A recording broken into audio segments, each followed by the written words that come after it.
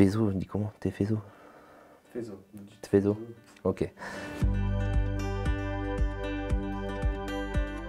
Bonjour à tous, donc aujourd'hui je vais répondre à vos questions sur plusieurs thèmes, donc mon parcours, la tactique, les joueurs, le groupe et le projet United Manager. Donc on va tout de suite commencer par mon parcours. Seken, peux-tu nous présenter brièvement ton parcours de joueur et de coach? Donc de joueur ça va être assez bref puisque j'ai arrêté de jouer à l'âge de 25 ans, j'étais un joueur de niveau régional, j'ai fini à l'Avant-Garde Caennaise en promotion d'honneur.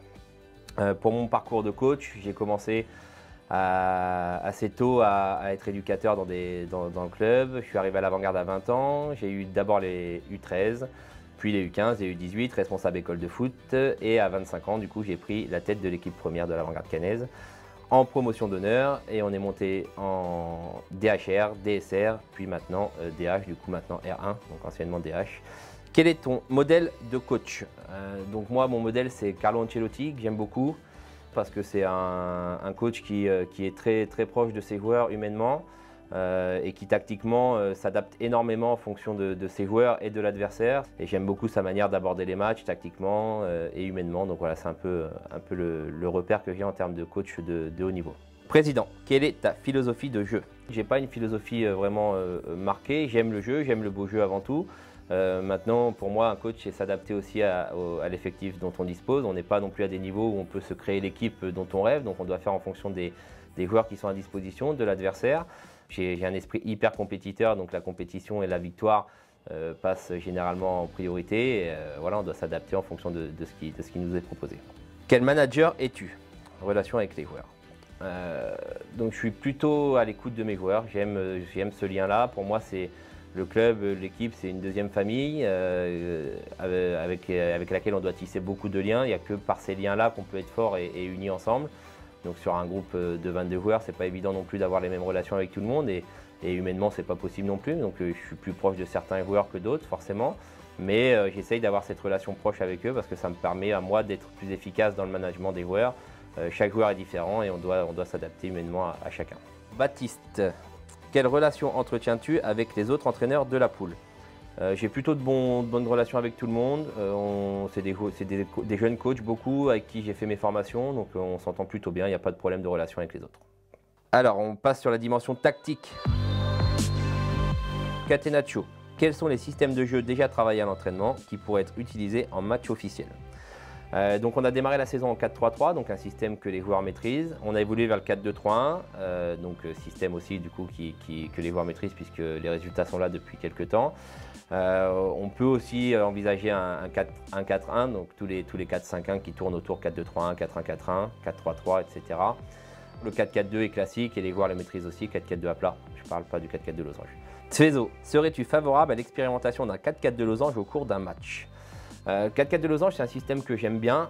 Offensivement, forcément, c'est un système qui donne envie et qui est plaisant et qui peut donner beaucoup de spectacle avec la mise en place d'un vrai numéro 10 derrière deux attaquants.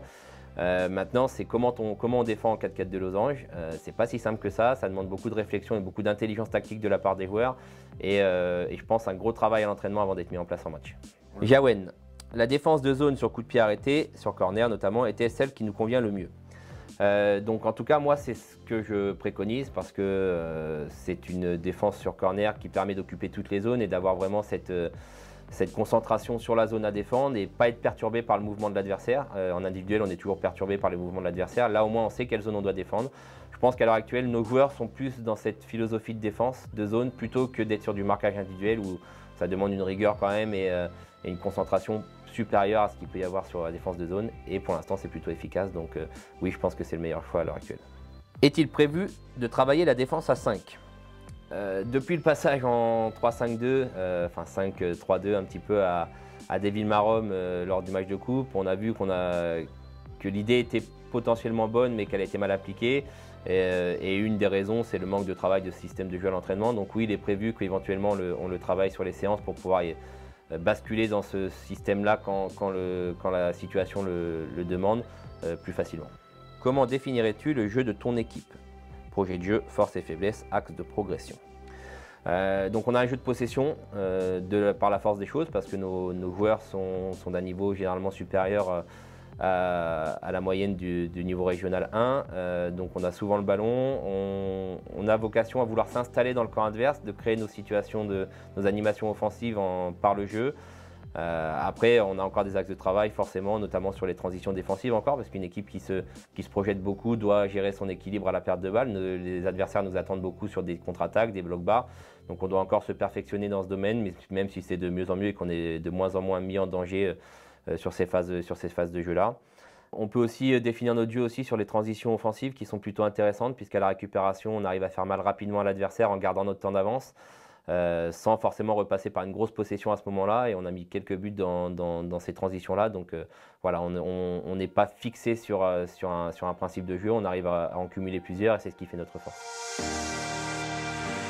Mose 81. Je pensais qu'en cas de blessure de Morel, Legras aurait pu le remplacer. Pour toi, un autre joueur en a-t-il les qualités? On a différents joueurs qui ont ce profil-là. Je pense que le plus à même à l'heure actuelle de jouer à ce poste-là serait Julien Dartois, qui évolue un petit peu dans ce registre-là, alors plus en neuf avec l'équipe réserve, mais qui est capable, qui a déjà joué dans ce système-là avec un milieu offensif et qui a été déjà performant avec l'équipe. Après, on peut avoir aussi deux attaquants qui ont cette complémentarité, cette capacité à décrocher dos au jeu, comme Ludovic et Victor, qui sont vraiment des joueurs d'axe aussi. Alors Ludovic est capable de s'excentrer, mais voilà, il faut des joueurs d'axe capables de garder le ballon dos au but, et je pense qu'on est dans ces profils-là, dans les joueurs capables d'évoluer à ce poste-là. Seken. Quelle équipe t'a le plus impressionné parmi celles que nous avons rencontrées cette saison? Pour moi, une des meilleures équipes qu'on a jouées dans le jeu, ça reste quand même la MOS, qui nous a posé beaucoup de problèmes quand même à développer notre jeu nous, et qui nous a aussi posé des problèmes offensifs. Et je pense qu'avec des joueurs offensifs plus performants, on aurait pu être un peu plus mis en danger sur les deux rencontres. Voilà, il y a un vrai projet de jeu et ça se ressent sur le terrain. Après, Mondeville nous a fait mal aussi par ses individualités. Donc voilà, tous les matchs vont être difficiles, mais si j'avais deux équipes à ressortir, ce serait ces deux-là pour le moment. Penses-tu que l'US Orléans a une chance d'éliminer l'Avant-Garde? Non. Non, voilà, nous, en tout cas, on ne va pas se poser en victime sur le match. On va le jouer à fond, on va essayer de se qualifier, de jouer notre chance au maximum. Ça reste une Ligue 2, on ne va pas non plus se prendre pour ce qu'on n'est pas, ça va être un match difficile. À nous de faire en sorte de diminuer l'écart de niveau entre les deux équipes, et à partir de ce moment-là, tout est jouable sur le match. Catenaccio, le groupe va-t-il évoluer au cours de la saison? Alors un groupe dans un effectif n'est jamais fermé. Est-ce que ça va évoluer à l'heure actuelle? C'est pas prévu, mais si c'était amené, si on était par la force des choses obligé de faire venir du monde, ou de faire monter un joueur qui, par son talent, montre qu'en équipe réserve il est au-dessus du groupe, il sera intégré au groupe forcément. Kenchou, est-il prévu de remplacer Félix Legras dans l'effectif? L'épisode Félix vient juste de se passer, donc on n'a pas encore réfléchi à quelle suite à donner à tout cela. Maintenant, c'était un profil intéressant dans le groupe qui va forcément manquer, qu'on sera peut-être amené à remplacer en cas de besoin. On a des joueurs dans l'équipe réserve qui peuvent avoir potentiellement ce profil-là. Donc pour l'instant, on ne sait pas si Félix va être remplacé. On va voir comment se déroule la suite de la saison. N'est-ce pas le moment de commencer le scouting chez les jeunes? Donc l'objectif va au-delà du groupe première, c'est un objectif club, donc forcément en incluant les jeunes. On a des U18 au club, mais à l'heure actuelle au niveau district, donc un peu loin du niveau régional 1, en tout cas senior, et aussi un petit peu loin du niveau régional 3 pour l'équipe réserve. Mais voilà, on a un œil dessus forcément, et on travaille beaucoup avec les éducateurs aussi du club. Donc si un joueur est très performant chez les jeunes et est amené à s'entraîner avec le groupe première, il vous sera évidemment présenté pour essayer de l'intégrer au groupe. Pour l'instant, ce n'est pas le cas, malheureusement, mais on espère que ça arrive le plus vite possible.